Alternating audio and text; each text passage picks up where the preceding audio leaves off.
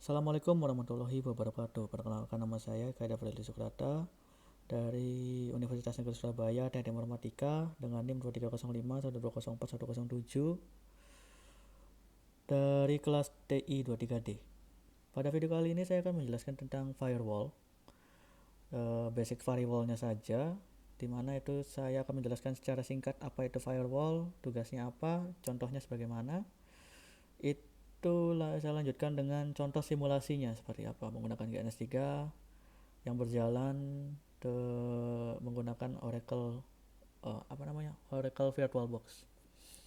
Yang pertama saya akan menjelaskan tentang firewall secara singkat. Firewall itu adalah pembatas antara jaringan luar dengan jaringan dalam atau internal network atau local network seperti itu. Jadi serangan apapun dari hacker, dari penyerang yang lainnya yang akan melakukan DDoS attack, infiltrasi itu akan akan dicegah seperti itu. Namun ini memiliki kelemahan di mana jika ada satu cara baru untuk melakukan hacking, itu firewall tidak bisa mendeteksinya seperti itu, karena firewall itu bertindak berdasarkan apa yang diketahui oleh pemrogramnya atau pengaturnya atau developernya seperti itu. Jadi itu di dalam firewall itu ada satu pengaturan di mana bisa melakukan if else function jika di programming itu eh, apa namanya IT IT support, IT support itu bisa melakukan, oke, untuk mencegah DDoS itu saya akan melakukan ini seperti itu. Jika tidak terjadi DDoS, oke, bisa dilanjutkan gitu seperti itu. Jadi karena sebagai contoh itu DDoS itu dilakukan dengan cara kalau diumpamakan mengetok pintu kayak anak kecil mencet bel di rumah orang, habis itu ditinggal lari, diulang-ulang terus, itu jadinya penjaga rumahnya itu atau yang sebagai perumpamaan dari sebuah kantor itu juga atau server itu juga kan resek jadinya, capek. Jadi bisa diatur oleh IT supportnya itu untuk jika terjadi lebih dari beberapa kali kayak 5 kali percobaan seperti itu bisa diberikan fake handshake seperti itu. Jadi DDoS attack-nya tidak berpengaruh dengan servernya seperti itu. Jadi karena ditolak semua seperti itu. Oke, untuk yang selanjutnya saya akan langsung saja itu melakukan simulasi menggunakan GNS3, dan saya ini berjalan di override itu virtual box-nya menggunakan GNS3, dan saya juga menggunakan VMware untuk menjalankan NAT-nya ini yang akan menyambungkan dua network ini ke arah internet dari PC saya sendiri seperti itu. Di sini saya sambungkan kalau nggak salah itu ke Ethernet yang saya sambungkan langsung ke PC, lalu akan diteruskan menggunakan switch 1, diteruskan lagi ke router 1, dan di router 1 inilah firewall itu berada. Maka firewall ini menjadi semacam pembatas seperti tembok seperti itu antara outside network dan local network seperti itu. Nah, setelah itu internet yang lewat telah yang gimana ya bisa dibilang aman untuk diakses, itu router akan diarahkan di switch, yang mana itu switch sudah bisa tahu yang mana PC 1, mana PC 2, mana PC 3 seperti itu. Oke. Tanpa berlama-lama lagi langsung saja kita jalankan.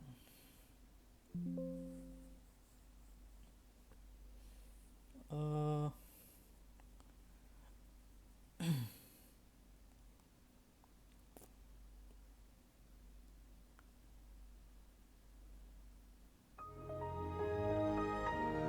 oh ya, sebagai catatan, saya di sini seharusnya hanya melakukan uh, dua PC saja yang saya butuhkan, PC 1, PC 2, namun saya menggunakan 3 PC karena di GNS 3 itu terkadang salah satu PC itu tidak bisa tersambung dengan router seperti itu.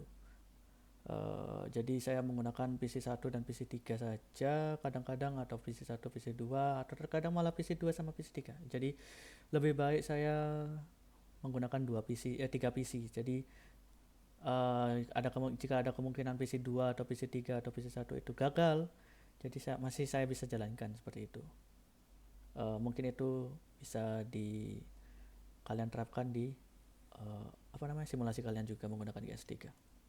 Oke, lanjut. Saya akan langsung login aja di routernya. Oh ya, di router itu kita tidak perlu lakukan login ya. Login sama sekali itu juga nggak apa-apa. Dia langsung jalan kok. Seperti itu. Oke, karena di sini PC2 sudah tersambung, jadi langsung saja kita coba. Oke, tidak muncul. Ini yang saya katakan tadi, kenapa saya menggunakan 3 PC padahal seharusnya cuma 2 seperti itu. Itu PC2 di sini tidak bisa tersambung ke router. Jadi PC2 bisa kita tutup. Setelah itu tadi ada notifikasi apa ya? Duplicate name exists on the network. Oke. Kita akan menggunakan PC1 untuk mengatur router secara lewat PC1. Kita akan ngatur router 1 itu dengan cara menggunakan Winbox. Oke, sini kita langsung connect. Jika belum pernah melakukan connect atau connect pertama kali, itu akan PC akan mengirimkan sejenis perkenalan lah antara router dengan PC1. Jadi kamu itu orang yang pertama yang saya kenali. Jadi saya akan memberikan apa yang saya bisa lakukan seperti itu. Itu yang perumpamaan dari router dan PC saat pertama kali digunakan dan disambungkan seperti itu. Oke. Yang pertama itu sebenarnya kita tidak perlu ngatur ini dulu. Kita atur internetnya. Itu di sini saya akan menggunakan atur PC ini, karena PC1 saya akan gunakan 192.168.1.1 seperti itu. Senat masnya kita biarkan saja seperti default. Oh iya, sebentar. Jadi kita harus ngatur itu dulu. Jadi kita harus ngatur IP address. Kita atur untuk broadcastnya seperti itu. Kita juga lakukan subnetting sepertinya. 192.168.1.254. Pakai 24 saja wes, yang standar. Kita terapkan di Ethernet 2. Jadi di Ethernet 2 ini di sini, ini Ethernet 2, ini Ethernet 1. Ethernet 2 ini kita akan lakukan kayak sejenis subnetting. Jadi setiap PC itu memiliki jatahnya masing-masing seperti itu.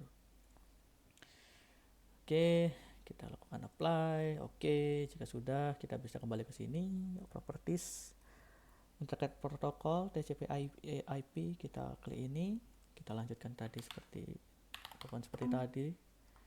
192.168.1.254.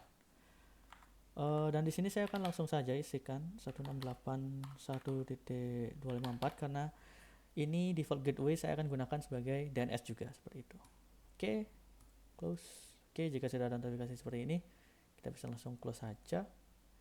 Kita akan juga sambungkan ini di sini di PC3 juga. Saya akan gunakan 192.168.1.3 karena di PC3. Default biasakan saja, ini seharusnya sama dengan yang sebelumnya, bukan 254. Ini juga sama, 168.1.254. Kita klik OK, close. Oke, sudah bisa. Jika sudah muncul notifikasi seperti ini, artinya sudah tersambung seperti itu. Oke, ini kita bisa lanjut ke pengaturan selanjutnya. Itu kita cek interface. Tadi saya sudah jelaskan, Ethernet 1 menyambungkan NAT dengan router. Ethernet 2 router ke bagian bawah seperti itu. Jadi kita akan atur dulu ininya. Ethernet satunya saya ganti saja wes namanya biar lebih mudah untuk dipahami. Itu di sini beda SP apply oke. Ini saya ganti juga jadi LAN apply oke. Setelah itu kita ke IP client, DHCP client. Di sini kita akan mencoba untuk menyambungkan antara router dengan internet NAT-nya itu seperti itu. Kita klik ini ISP sudah seperti itu aja, tidak perlu ada yang diubah, kita apply oke. Dan jika sudah tersambung itu statusnya bound, dan ini expire-nya ini bisa diatur kalau nggak salah.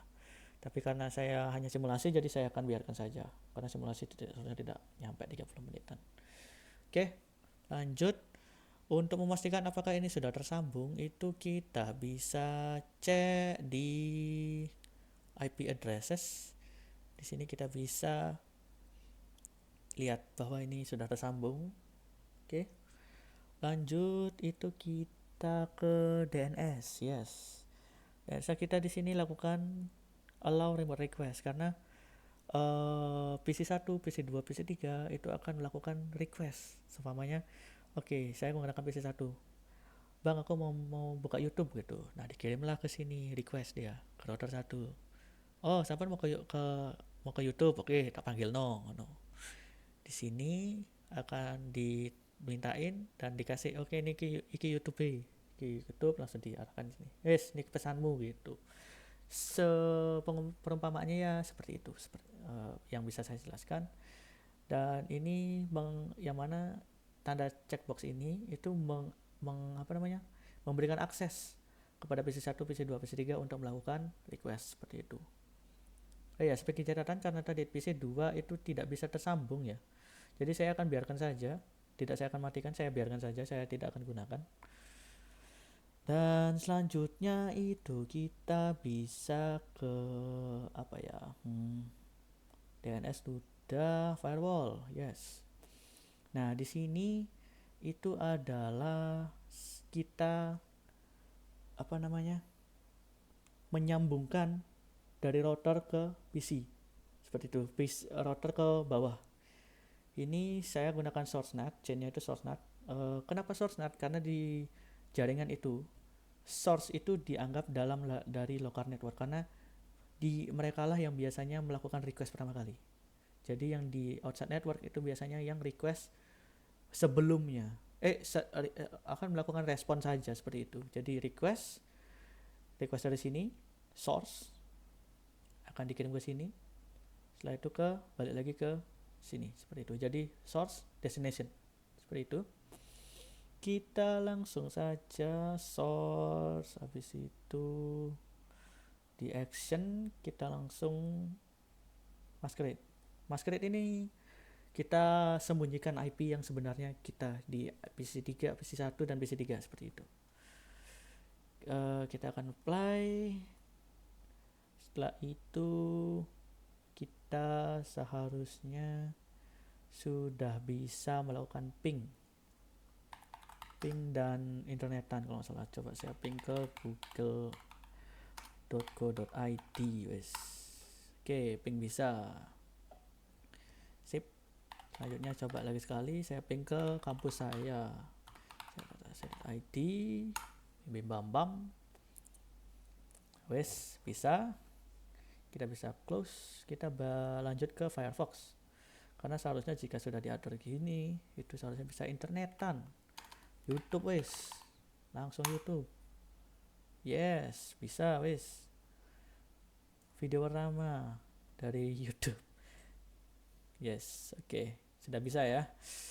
Kita bisa lanjut ke pengaturan, dimana ini pengaturan ini di firewall ini pengaturan firewall yang dilakukan di router itu akan membatasi request dari dalam maupun yang mau masuk seperti itu. Kali ini saya akan melakukan pembatasan untuk local network saja seperti itu. Mulai dari tidak bisa melakukan internet, tidak bisa ngeping, tidak bisa mengatur melalui web dan lain-lain menggunakan HTTP, itu tidak bisa seperti itu. Kita akan mulai dengan membatasi internet gitu. Ini kan bisa internet kan ya. Oke, sebagai contoh saya jadi orang tua lah, punya anak yang mana gadget terus-terusan gitu kan. Nah, itu kita bisa atur mungkin jam berapa melakukan itu internetnya akan dibatasi seperti itu. Tapi tidak perlu wifi-nya itu dicabut seperti itu. Kita bisa kayak atur, oke jam segini saya akan atur seperti ini gitu. Tapi saya akan melakukan yang lebih sederhana lagi, yang mana itu hanya melakukan pembatasan saja, langsung benar-benar dibatasi, tidak ada alasan apapun, batasin gitu. Yang mana itu bisa diatur di firewall, tadi di IP, habis itu firewall ini. Lanjut itu akan muncul ini, kita langsung diterarahkan di NAT tadi, seperti tadi. Kita pindah ke rules, seperti itu. Karena tidak ada rules, jadi saya akan tambahkan baru. Di general itu kondisinya, seperti itu. Forward, ada 3 kondisi ya kalau nggak salah ya. Forward, input, output. Saya akan melakukan 2 saja, yaitu forward dan input. Dimana itu forward, itu adalah kayak pass through aja, jadi kayak pembatas kayak portal saja gitu loh, kayak request dari PC2, aku mau nasi goreng Pak Mail gitu. Oke, request tak cari di Google, itu tak tanyain di Google nyari, dapat respon, oh iki alamatnya nang gini gitu, wes kirim ke situ, alamat itu nang gini loh gitu. Itu forward.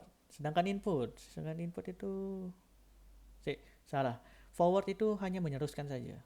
Input itu menerima ini dari PC1 ke sini. Itu input, memberikan masukan seperti itu.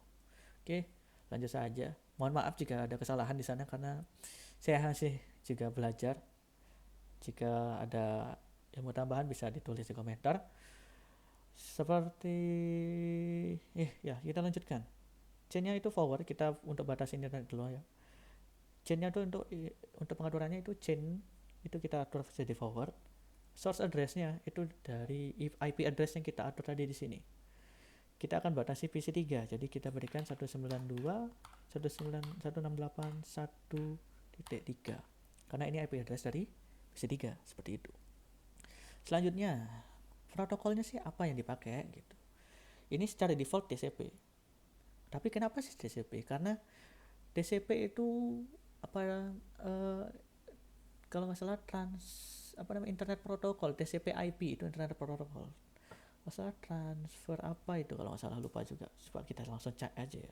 TCP itu apa? TCP IP. Transmission Control and Protocol. Nah, itu TCP IP gitu. Yang mana itu dia pakai port itu adalah kita atur dari destination portnya itu 80 sama 443. Itu toh yang perlu kita atur ya, kita langsung coba apply saja. Jika ada kesalahan, saya lupa, ini kondisinya, actionnya di sini, apa yang kita lakukan jika general ini terpenuhi semua gitu loh. Setelah itu kita lakukan drop. Ini accept untuk menerima, drop itu untuk nggak ada kayak benar-benar dibuang seperti itu, kayak nggak, Anda tidak terima di sini seperti itu. Habis itu log itu dicatat dan dibiarkan jalan. Setelah itu return itu dikembalikan ke kondisi sebelumnya. Jam itu lompat ke suatu fungsi dan lain-lain gitulah. Saya akan gunakan drop sama drop saja sama accept kalau salah. Oke, saya akan lakukan drop. Oke, jika sudah itu kita bisa reload saja. Ini reload itu akan loading dan tidak bisa. Seharusnya itu Google, kalau Google itu juga seharusnya tidak bisa.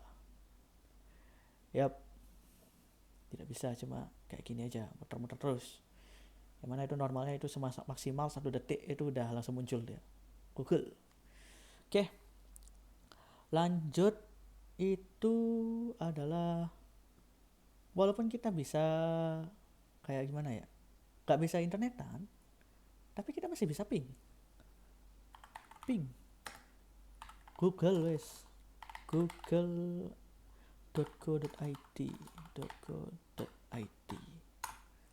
Nah, masih bisa. Dan mana ini bisa melakukan kayak apa namanya? Kita bisa melakukan install, kita bisa melakukan apa namanya? Install menggunakan command prompt ini bisa. Basically command prompt ini itu adalah suatu di sistem operasi itu sendiri. Kayak kita mau install, kita melakukan board, kita mau jalanin kode itu bisa. Tapi ya cuma teks gini aja. Dan yang kita lihat itu yang biasanya ini seperti ini kayak Arizona Bintang ini itu sebenarnya kayak oke, saya mau buka Firefox gitu. Nanti setelah saya klik ini, nanti di command prompt itu akan dimasukkan sejenis function. Oke, buka forum, buka ini gitu. Seperti itu. Jadi command prompt itu tanpa GUI, graphics unit kalau nggak salah interface, graphics unit interface. Ini GUI-nya seperti itu. Oke. Kita akan batasi ini. Gimana caranya? Kita klik ini lagi, kita klik general, kita akan ini dihapus dan ini juga dihapus. Jadi semua protokol yang tadi ada itu dilakukan semua seperti itu. Itu kita batasin juga ini jadinya. Kita langsung klik apply, oke, dan kita bisa lakukan ping lagi. Tidak akan bisa karena semua protokol itu dilarang lewat firewall seperti itu. Oke, kita cek aja sih sampai tunggu. Siapa tahu kan tiba-tiba jreng gitu, reply from gitu. Wah, gagal bisa gue itu. Oke, tidak bisa 4 kali, dikirim 4 kali, di lost juga 4 kali seperti itu. Oke. Mungkin kalau jadi hacker itu bisa kita akali dengan apa namanya? Melakukan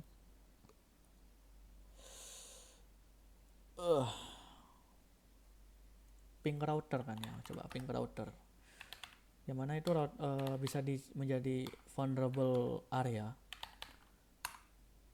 Yang mana itu bisa jadi vulnerable area di mana jika bisa melakukan ping seharusnya bisa dilakukan pengaturan di ping itu di apa namanya? Di router itu sendiri. Jadi hacker bisa melakukan perubahan di sini untuk yang melakukan perubahan di apa namanya router yang mana dia bisa mendapatkan akses dari sana. Kalau dapat akses, wes kelar. Oh no. Jadi kita akan lakukan lagi perubahan lagi. Yang mana itu kita akan tambahkan suatu kondisi yang mana itu adalah kita masukkan input. Kita source address-nya itu dari mana? PC2, PC3. PC3 saja. PC2 tadi nggak bisa. Jadi kita pakai PC3 saja. Setelah itu protokol ini kita ganti ke ISMP. Ini benar-benar akan di command prompt itu akan dimatikan seperti itu. Setelah itu seharusnya itu aja sih. Kita apply dan kita akan coba ping routernya. Oke, masih bisa. Saya lupa ngatur actionnya lagi. Kita drop aja. Apply. Oke. Kita coba sekali lagi dan seharusnya tidak bisa. Tidak bisa. Oke. Tapi ini belum aman juga karena masih ada satu kondisi, satu jalan yang mana hacker bisa gunakan untuk mendapatkan akses. Bagaimana? Command prompt udah nggak bisa, ya wes kita balik ke Firefox lagi. Tapi gimana? Tapi kan internetan juga nggak bisa udah gitu. Kita bisa langsung masukkan ke IP dari routernya ini sendiri. Karena router ini memiliki sejenis HTTP atau halaman HTML yang mana bisa mengatur lewat Google. Karena terkadang tidak semua orang itu memiliki background internet. Jadi kita bisa masukin ini IP dari routernya sendiri, itu ke Google.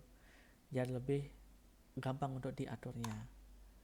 Oke, nih kalau ini udah dapat dapatkan oleh penyerang, kelar lah sistem kita. Kita tidak mau itu. Jadi bagaimana? Kita bisa lakukan, kenapa saya tutup sih? Kita buka saja ya. Kita tambahkan lagi rule-nya. Kita atur ini input, masukkan ke router. Source-nya dari mana? Kita masukkan PC3 lagi karena kita akan membatasi PC3 saja. Kita anggap PC1 ini sebagai admin dari suatu sistem seperti itu. Setelah itu protokol TCP, karena di internet ya, TCP itu portnya kita batasi yang 80 saja. 80 yang seperti yang tadi, contoh yang pertama, internetnya itu 80 dan 443 gitu. Dan ini input ke ke MikroTik interface-nya ini gitu. Kita batasin 80 saja karena itu yang mengatur HTTP halaman HTTP. Kalau HTTPS kalau salah 443. Koreksi saya di komentar kalau bisa. Kita langsung klik apply. Oke, saya lupa lagi ganti actionnya, kita drop. Wes, sudah. Jika sudah, kita bisa lakukan restart. Tidak bisa. Ya, sebagai contoh hanya itu saja yang saya bisa jelaskan. Jadi internet tidak bisa, buka Google tidak bisa, habis itu buka 192 ini mengatur router juga nggak bisa. Benar-benar ini di lockdown oleh oleh firewallnya ini sendiri gitu. Kita coba Google lagi ya, pinggoogle.co.id. Yes, tidak bisa. Oke, kenapa saya matikan. Kita coba lagi sekali saja sebagai pemastian saja. Seharusnya tidak bisa request MF semua, dan kita setelah itu akan coba untuk ping router kita lagi seperti itu.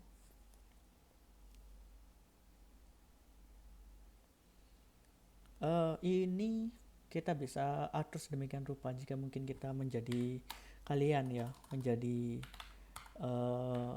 IT support di satu perusahaan. Kita bisa melakukan pembatasan kayak yang punya privilege memiliki kewajiban untuk mengatur mungkin di sini udah dapat internet lah. Kamu itu pegawai di sini, ya wes tak kasih internet gitu. Kamu itu direktur, tak kasih wes akses ke storage itu sampai bisa baca, delete apapun itu bisa seperti itu. Itu bisa diatur di firewall seperti itu. Kalau nggak salah seperti itu. Kita coba ping lagi sekali. Dan ini sangat berguna karena terkadang ada satu orang, mungkin kalau nggak salah itu ada dibilangnya seumpama ada KFC, bukan KFC ya, ada dua perusahaan yang saling menjadi rival gitu. Nah, satu perusahaan satu itu mengirimkan pegawainya dia untuk infiltrasi ke perusahaan dua, dan orang itu akan melakukan social engineering kalau nggak salah dibilangnya. Social engineering itu untuk mendapatkan akses ke dalam networknya. Jika sudah dapat akses networknya, dia akan balik ke perusahaan satu, masukin semua datanya, kredensial yang dia dapat untuk memberikan data-data data-data yang rahasia dari perusahaan kedua ke perusahaan satu seperti itu. Dan itu sering terjadi di perusahaan-perusahaan besar, saling infiltrasi. Dan dengan ini kita sebagai IT support, kita membantu perusahaan untuk mencegah adanya infiltrasi tersebut. Bagaimana sih? Kan dia udah dapat masuk ke dalam perusahaan, dapat aksesnya. Kita bisa lakukan seperti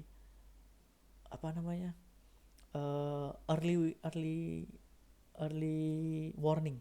Jadi suspicious seperti itu, mungkin gerak-geriknya. Setelah itu mungkin jika ada pengaksesan gitu kan, tadi ada kalau nggak salah ada pengaturannya log seperti itu. Jika di lognya kita baca itu ada dia loginnya kenapa jam-jam segitu ya, jam 2, jam 3, jam-jam orang di mana lagi istirahat, lagi tidur. Mungkin pas saat puasa saya buat video ini itu mungkin lagi puasa, kenapa orangnya ini login ke sini gitu. Dan kita lihat gitu, bisa kita lihat juga, oh dia download ini, dia download itu, dia download ini, kenapa dia download ini, why, kita bisa tanyakan dia. Dan mungkin kita bisa konfirmasi, oh ini orang infiltrasi gitu. Itu adalah mungkin uh, yang bisa dilakukan oleh IT support seperti itu untuk satu perusahaan. uh, Segitu saja yang saya bisa jelaskan dan saya ceritakan. Mohon maaf jika ada kesalahan kata. Akhir kata saya ucapkan wassalamualaikum warahmatullahi wabarakatuh.